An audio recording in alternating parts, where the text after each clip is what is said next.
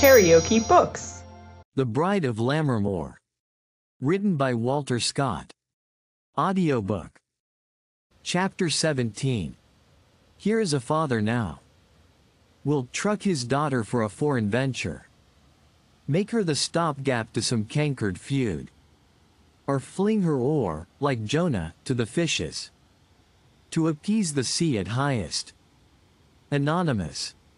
The Lord Keeper opened his discourse with an appearance of unconcern, marking, however, very carefully, the effect of his communication upon young Ravenswood. You are aware, he said, my young friend, that suspicion is the natural vice of our unsettled times, and exposes the best and wisest of us to the imposition of artful rascals.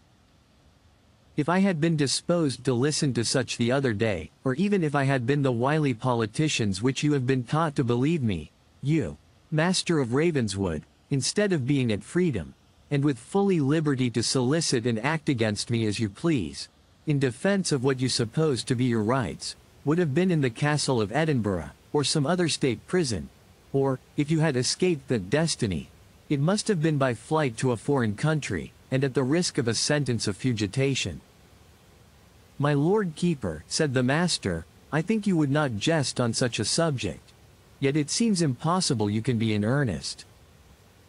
Innocence, said the Lord Keeper, is also confident, and sometimes, though very excusably, presumptuously so. I do not understand, said Ravenswood, how a consciousness of innocence can be, in any case, accounted presumptuous.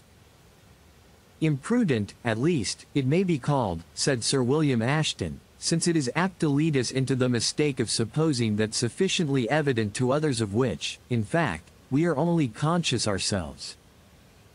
I have known a rogue, for this very reason, make a better defense than an innocent man could have done in the same circumstances of suspicion. Having no consciousness of innocence to support him, such a fellow applies himself to all the advantages which the law will afford him, and sometimes, if his counsel be men of talent, succeeds in compelling his judges to receive him as innocent. I remember the celebrated case of Sir Cooley Condiddle of Condiddle, who was tried for theft under trust, of which all the world knew him guilty, and yet was not only acquitted, but lived to sit in judgment on honester folk. Allow me to beg you will return to the point, said the master. You seem to say that I had suffered under some suspicion. Suspicion, master. Aye, truly, and I can show you the proofs of it, if I happen only to have them with me. Here, Lockhart, his attendant came. Fetch me the little private mail with the padlocks, that I recommended to your particular charge, they hear? Yes, my lord. Lockhart vanished, and the keeper continued, as if half speaking to himself. I think the papers are with me, I think so, for, as I was to be in this country, it was natural for me to bring them with me. I have them, however, at Ravenswood Castle, that I am sure, so perhaps you might condescend. Here Lockhart entered, and put the leathern scrutoire, or mailbox, into his hands. The keeper produced one or two papers, respecting the information laid before the Privy Council concerning the riot, as it was termed, at the funeral of Alan Lord Ravenswood, and the active share he had himself taken in quashing the proceedings against the master. These documents had been selected with care, so as to irritate the natural curiosity of Ravenswood upon such a subject, without gratifying it, yet to show that Sir William Ashton had acted upon that trying occasion the part of an advocate and peacemaker betwixt him and the jealous authorities of the day. Having furnished his host with such subjects for examination, the Lord Keeper went to the breakfast table, and entered into light conversation, addressed partly to old Caleb, whose resentment against the usurper of the castle of Ravenswood began to be softened by his familiarity, and partly to his daughter. After perusing these papers, the master of Ravenswood remained for a minute or two with his hand pressed against his brow, in deep and profound meditation. He then again ran his eye hastily over the papers, as if desirous of discovering in them some deep purpose, or some mark of fabrication, which had escaped him at first perusal. Apparently the second reading confirmed the opinion which had pressed upon him at the first, for he started from the stone bench on which he was sitting, and, going to the Lord Keeper, took his hand, and, strongly pressing it, asked his pardon repeatedly for the injustice he had done him, when it appeared he was experiencing, at his hands, the benefit of protection to his person and vindication to his character. The statesman received these acknowledgments at first with well-feigned surprise, and then with an affectation of frank cordiality. The tears began already to start from Lucy's blue eyes at viewing this unexpected and moving scene.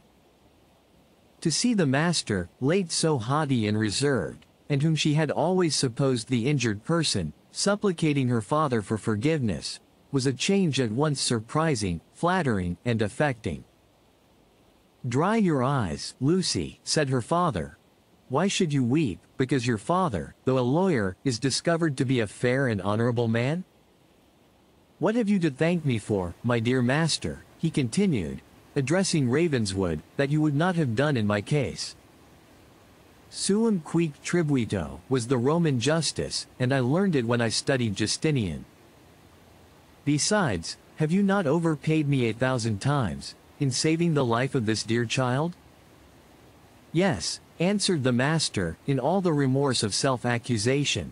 "But the little service I did was an act of mere brutal instinct. Your defense of my cause, when you knew how ill I thought of you, and how much I was disposed to be your enemy, was an act of generous, manly, and considerate wisdom." "Pshaw," said the Lord Keeper, "each of us acted in his own way. You as a gallant soldier, I as an upright judge and privy councillor. We could not, perhaps, have changed parts.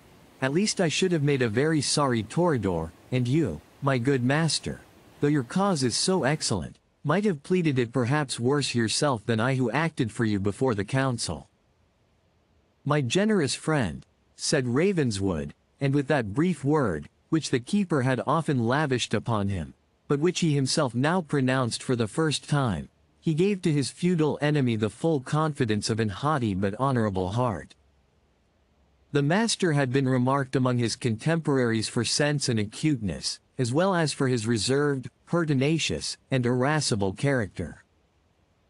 His prepossessions accordingly, however obstinate, were of a nature to give way before love and gratitude. And the real charms of the daughter, joined to the supposed services of the father, cancelled in his memory the vows of vengeance which he had taken so deeply on the eve of his father's funeral. But they had been heard and registered in the book of fate.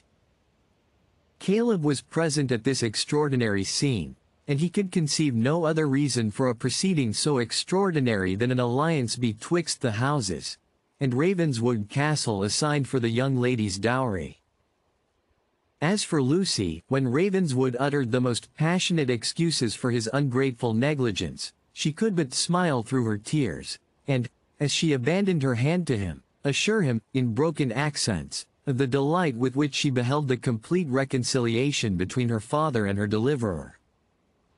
Even the statesman was moved and affected by the fiery, unreserved, and generous self-abandonment with which the master of Ravenswood renounced his feudal enmity, and threw himself without hesitation upon his forgiveness. His eyes glistened as he looked upon a couple who were obviously becoming attached, and who seemed made for each other.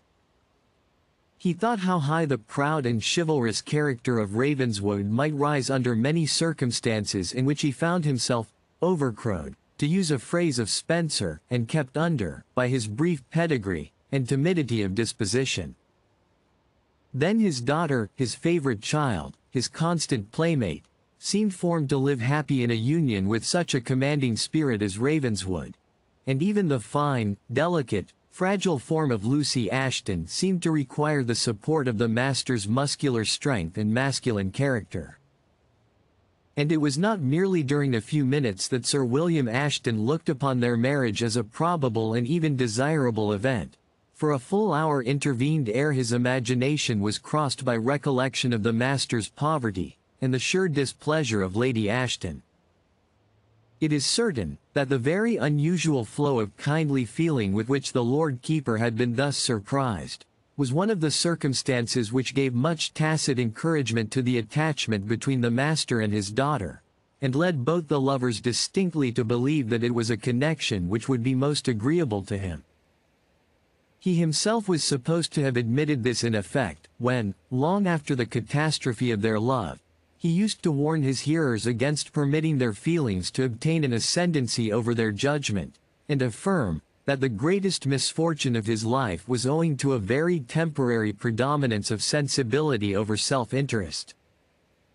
It must be owned, if such was the case, he was long and severely punished for an offense of very brief duration. After some pause, the Lord Keeper resumed the conversation. In your surprise at finding me an honester man than you expected, you have lost your curiosity about this Kragengelt, my good master, and yet your name was brought in the course of that matter too. The scoundrel, said Ravenswood. My connection with him was of the most temporary nature possible, and yet I was very foolish to hold any communication with him at all. What did he say of me? Enough, said the keeper, to excite the very loyal terrors of some of our sages, who are for proceeding against men on the mere grounds of suspicion or mercenary information.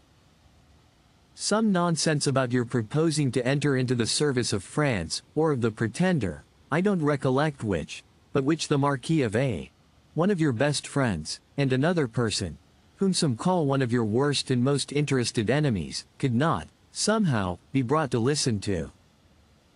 I am obliged to my honorable friend, and yet, shaking the Lord Keeper's hand, and yet I am still more obliged to my honorable enemy. Inimicus amicissimus, said the Lord Keeper, returning the pressure. But this gentleman, this Mr. Haston of Bucklaw, I am afraid the poor young man, I heard the fellow mention his name, is under very bad guidance. He is old enough to govern himself, answered the master. Old enough, perhaps, but scarce wise enough, if he has chosen this fellow for his Fidus Achates. Why, he lodged an information against him. That is, such a consequence might have ensued from his examination, had we not looked rather at the character of the witness than the tenor of his evidence. Mr. Haston of Bucklaw, said the master, is, I believe, a most honorable man, and capable of nothing that is mean or disgraceful. Capable of much that is unreasonable, though, that you must needs allow, master. Death will soon put him in possession of a fair estate, if he hath it not already. Old Lady Girnington, an excellent person, excepting that her inveterate ill nature rendered her intolerable to the whole world, is probably dead by this time. 6 heirs portioners have successively died to make her wealthy. I know the estates well, they march with my own, a noble property. I am glad of it, said Ravenswood, and should be more so, were I confident that Bucklaw would change his company and habits with his fortunes. This appearance of Kragengelt, acting in the capacity of his friend, is a most vile augury for his future respectability. He is a bird of evil omen, to be sure, said the keeper, and croaks of jail and gallows tree. But I see Mr. Caleb grows impatient for our return to breakfast. If you liked what you heard, please subscribe to the channel.